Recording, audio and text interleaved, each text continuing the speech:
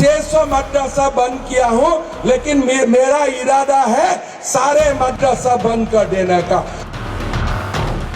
आपने कहावत सुनी होगी, हर कुत्ते का दिन आता है, लेकिन क्या कभी आपने सुना है कि किसी कुत्ते ने किसी देश की दशा और दिशा ही बदल दी हो? इतना ही नहीं, इस कुत्ते ने भारतीय राजनीति की दिशा तक बदल डाली और वो काम कर दिया जिसका सपना उस कुत्ते के मालिक ने भी नहीं देखा होगा। वो कुत्ता एक ऐसे सूरज के उदय का कारण बना जिसकी तपिश में उसका मालिक खुद जल रहा है, और जलन इतनी है कि मालिक बिफर पड़ते हैं। उस नाम को आज कोई पूर्वोत्तर का चाणक्य कहता है, कोई पूर्वोत्तर का मोदी कहता है, और वो नाम है असम के मुख्यमंत्री हेमंत बिश्व शर्मा।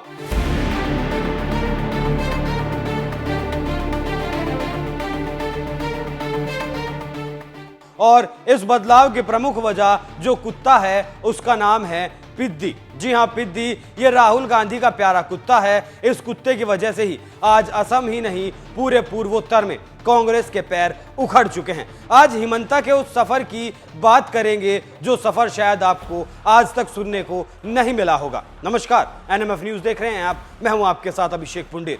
हिमंता बिश्व शर्मा ये नाम वैसे तो पिछले करीब 2.5 दशक से असम की राजनीति में एक्टिव है, लेकिन शर्मा को एक देशव्यापी नेता बनाने में राहुल गांधी की कुत्ते पिद्दी का अहम योगदान रहा। और आज ये नाम सिर्फ असम में ही नहीं बल्कि देश के हर कोने में सुना जा सकता है। युवाओं के दिलों की धड़कन बन चुके शर्मा के कुछ ऐसे फैसले रहे जो उन्हें असम के और नेताओं से बिल्कुल अलग बनाते हैं, और बीजेपी को पूर्वोत्तर में चमकाने का भी काम हेमंता बिश्व शर्मा ने ही करके दिखाया है।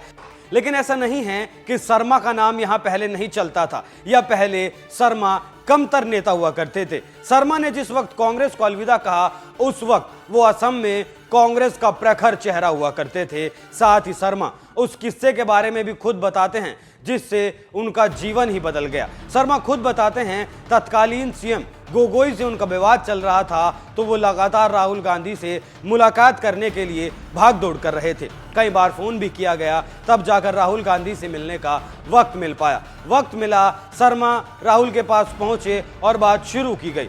शर्मा गंभीर बात कर रहे थे, लेकिन राहुल गांधी अपने कुत्ते के साथ खेलने में मशगूल थे। उन्होंने शर्मा की बात पर ध्यान ही नहीं दिया। बस यही वो पॉइंट था जो टर्निंग पॉइंट बन गया। बिल्कुल यही बात कांग्रेस के कांग्रेसी नेता रहे वरिष्ठ नेता गुलाम नबी आज़ाद ने भी बताई है। अपनी किताब में इस बात का उन्होंने जिक्र किया है, वो भी आपको बताऊंगा। लेकिन आज पहले बात हेमंता बिश्व शर्मा 2.0 की। 2001 से 2015 तक कांग्रेस में रहकर राजनीति शुरू करने वाले शर्मा 23 अगस्त 2015 को बीजेपी के साथ आ गए। 2001 से 2015 तक शर्मा लगातार जलूकबड़ी से विधायक रहे। कांग्रेस सरकार में वो स्वास्थ्य मंत्री भी बने, कई और मंत्रालय भी उन्होंने संभाले, वित्त मंत्रालय का भी उन्होंने कई बार भार संभाला था। उस वक्त उन्होंने 2 मेडिकल कॉलेज बनवाने का काम किया था और बीजेपी में आने के बाद 5 और मेडिकल कॉलेज उन्होंने असम को दिए हैं। इतना ही नहीं, वो लगातार असम के लिए तत्पर हैं, अपनी सेवा लगातार वहां देते हैं। लेकिन कांग्रेस इस बात को भांप नहीं पाई और वो कितने मजबूत नेता हैं। शर्मा ने जब अपनी राजनीतिक पारी का आगाज किया था तब पहली बार चुनाव लड़ रहे शर्मा ने जलूकबरी सीट से 3 बार के सिटिंग एमएलए भृगु कुमार फुकुन को हराया था। भृगु कुमार फुकुन कोई आम नेता नहीं थे, ये उन नेताओं में से एक थे जो असम मूवमेंट में शामिल थे और 1985 में जो असम अकॉर्ड भारत सरकार के साथ साइन किया गया था उस दल के सदस्य भी थे। 2001 की जीत को शर्मा ने 2006 और फिर 2011 में भी बरकरार रखा। इस दौरान वो मिनिस्टर भी रहे और कैबिनेट मिनिस्टर का पदभार भी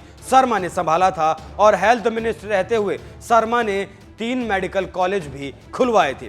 शर्मा को असम का यूथ बेहद ही प्यार करता है और प्यार से वहां उन्हें मामा कहा जाता है। साथ ही जानकारों के मुताबिक ऐसा भी कहा जाता है कि शर्मा ने कभी सामने से मुख्यमंत्री की कुर्सी के लिए अपना नाम आगे नहीं किया। लेकिन सूत्रों से खबर मिलती है कि 2016 के विधानसभा चुनाव से पहले शर्मा दिल्ली के लगातार चक्कर लगाने लगे थे। कहीं ना कहीं ये काम कुर्सी के लिए ही था, ये भागदौड़ कुर्सी के लिए ही की जा रही थी। शर्मा और सीएम तरुण गोगोई के बीच फासले अब बढ़ने लगे थे। तरुण गोगोई ही राजनीति में लाने वाले वो ऐसे नेता थे जो शर्मा को राजनीति में लेकर आए और उनका नाम चमकाया। एक और मास लीडर होने के नाते शर्मा की इच्छाएं सीएम की कुर्सी के लिए अब जागने लगी थी, और वो इसलिए जागने लगी थी क्योंकि तरुण गोगोई के बाद असम की राजनीति में अगर कोई नाम आता था तो वो नाम था हिमंता बिस्वा शर्मा का। लेकिन तरुण गोगोई अपने राजनीतिक उत्तराधिकारी के तौर पर अपने बेटे गौरव गोगोई का नाम सामने लाना चाहते थे, जो बात शायद शर्मा को बर्दाश्त नहीं हुई। शर्मा को लगता था कि जो मेहनत उन्होंने की है उसके लिए तरुण गोगोई के बाद नंबर उनका आना चाहिए। लेकिन फिर वही परिवारवाद कांग्रेस को ले डूबा। मनमुटाव बढ़ने का असल कारण यही बताया जाता है, और यही से शुरू होता है नए शर्मा का उदय। ये तकरार चुनाव से करीब 2 साल पहले का है। शर्मा लगातार उस वक्त दिल्ली के दौरे करने लगे थे, लेकिन बात बन नहीं पा रही थी क्योंकि उस वक्त पार्टी में राहुल गांधी की तूती बोलती थी और वो अपने सामने किसी को कुछ नहीं मानते थे। यहां तक कि अपनी माताजी सोनिया गांधी के फैसलों का भी उन पर कोई फर्क नहीं पड़ता था। ऐसा मैं क्यों कह रहा हूं वो भी आपको आगे बताऊंगा। शायद राहुल गांधी असम की जमीनी हकीकत को जानते नहीं थे, उससे रूबरू नहीं थे, और उन्हें नहीं पता था कि जन समर्थन किसके साथ है। राहुल नहीं जानते थे कि विधायक 2 धड़ों में बढ़ चुके हैं और ज्यादा सिटिंग एमएलए किसके साथ हैं। राहुल की आंखों पर एक पट्टी बांधी गई और वो पट्टी थी तरुण गोगोई के नाम की, और उस प्रेम में ही राहुल गांधी बहते चले गए। शर्मा का तो दिल्ली आना जाना चल ही रहा था, साथ ही तरुण गोगोई का भी नाम यहां सामने आ रहा था, उनका भी आना जाना लगातार चल रहा था। इसी उठापटक में एक दिन ऐसा आया जब शर्मा ने कांग्रेस छोड़ने का मन बना लिया। गुलाम नबी आजाद की एंट्री। अब जो मैं आपको आगे बताने वाला हूं उसका जिक्र वरिष्ठ नेता गुलाम नबी आजाद ने अपनी आत्मकथा में किया है। आजाद बताते हैं कि शर्मा और वो अच्छे दोस्त हुआ करते थे, तो इस बारे में उन्होंने शर्मा से बात की और उन्हें मना किया कि अभी कुछ दिन के लिए अपने फैसले को टाल दे। ऐसे में ये बात कांग्रेस की उस वक्त की अध्यक्ष सोनिया गांधी के पास भी पहुंची और सोनिया गांधी ने आजाद को दिल्ली बुला लिया। दिल्ली में सोनिया और आजाद की बात हुई और सोनिया गांधी ने उन्हें शर्मा को मनाने का जिम्मा सौंपा। ऐसे में इस बारे में राहुल गांधी से भी आजाद की बात हुई और राहुल ने तपाक से जवाब देते हुए कहा कि जिसे जाना है उसे जाने दिया जाए। इन सब बातों का जिक्र गुलाम ने अपनी किताब में किया है। गुलाम नबी आजाद ने बताया कि राहुल गांधी किसी भी नेता को बड़ी आसानी से जाने के लिए कह दिया करते थे, लेकिन इस बात से अलग गुलाम नबी आजाद ने शर्मा से बात की और शर्मा ने बताया कि बहुमत उनके पास है तो सीएम की कुर्सी पर उन्हें आसीन कर दिया जाए।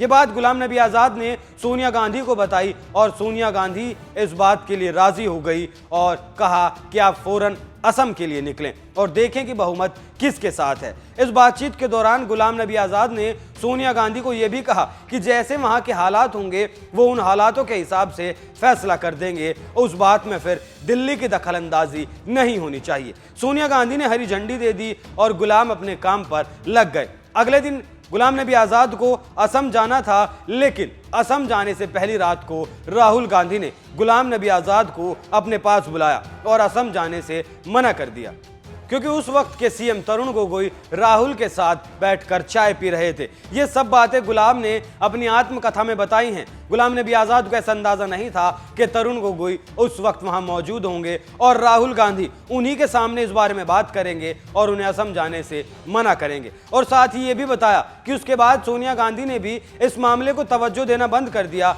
और फिर वो दिन आ ही गया जब शर्मा ने बगावत कर दी। अगर शायद राहुल गांधी शर्मा की बात को ध्यान से सुनते तो शायद आज हालात कांग्रेस के असम में और बेहतर हो सकते थे और शायद शर्मा आज कांग्रेसी नेता ही हो सकते थे। वो दिन जब सब कुछ बदल गया। असम में बड़े नेता होने के बावजूद शर्मा को तरुण गोगोई सरकार में पर्याप्त सम्मान नहीं मिला। इसके बाद वो राहुल गांधी से मिलने की लगातार कोशिश करने लगे। कई मुश्किल कोशिशों के बाद शर्मा को राहुल गांधी से मिलने का वक्त दिया गया। उस मुलाकात पर शर्मा ने बताया था कि राहुल गांधी उनसे बात करने की बजाय अपने कुत्ते के साथ ज्यादा बिजी थे। ये वही पिद्दी है जिसके बारे में मैं आपको पहले बता चुका हूं। राहुल बिस्किट की प्लेट से पिद्दी को बिस्किट खिला रहे थे और उनके ही सामने रखी प्लेट से खुद पिद्दी भी बिस्किट खा रहा था। राहुल ने उस प्लेट को बदलवाना तो दूर, खुद उसी से बिस्किट वो खाते रहे। बस यही बात शर्मा को खटक गई। तो ऐसे में समझा जा सकता है कि राहुल गांधी और शर्मा के रिश्तों में तल की उसी वक्त बढ़ गई थी। यही वो टर्निंग पॉइंट रहा दोनों के जीवन में, जब से दोनों के बीच बगावत हुई और शर्मा ने सोच लिया कि अब इस पार्टी में नहीं रहना। वो खाई आज तक कितनी गहरी हो चुकी है, आज नौबत यहां तक आ गई कि शर्मा राहुल को कोर्ट में घसीटने की बात करते हैं। ये तो रही पुरानी बात, लेकिन उसके बाद शर्मा ने कभी पीछे मुड़कर नहीं देखा और उनके फैसले रोज आज नई बुलंदियां छू रहे हैं। हालांकि उन्हें 2016 में सीएम नहीं बनाया गया था, सीएम उन्हें 2021 में बनाया गया। बीजेपी इस बात को मानती है कि 2016 की जीत में शर्मा का एक बहुत बड़ा योगदान था और उन्हीं की वजह से 2016 में बीजेपी असम में सरकार बनाने में कामयाब रही। लेकिन 2016 में बीजेपी ने सोनोवाल को प्राथमिकता दी और सोनोवाल को ही असम का सीएम बनाया था। लेकिन उस योगदान का फल शर्मा को 2021 में मिला। 2021 के चुनाव में भी पार्टी की जीत के सूत्रधार हिमंता बिश्वा शर्मा ही रहे थे। शर्मा जानते हैं कि बाजी को कैसे पलटना है और उन्हें इसीलिए सिर्फ असम का ही नहीं बल्कि पूरे पूर्वोत्तर का चाणक्य कहा जाने लगा। इतना ही, पूर्वोत्तर के कुछ लोग तो उन्हें पूर्वोत्तर का मोदी भी मानने लगे हैं, क्योंकि राज्य कितनी भी विषम परिस्थितियों में क्यों ना हो, वो जनता के बीच जाना नहीं छोड़ते। आपको शर्मा की ये कहानी कैसी लगी हमें कमेंट करके जरूर बताएं। नमस्कार।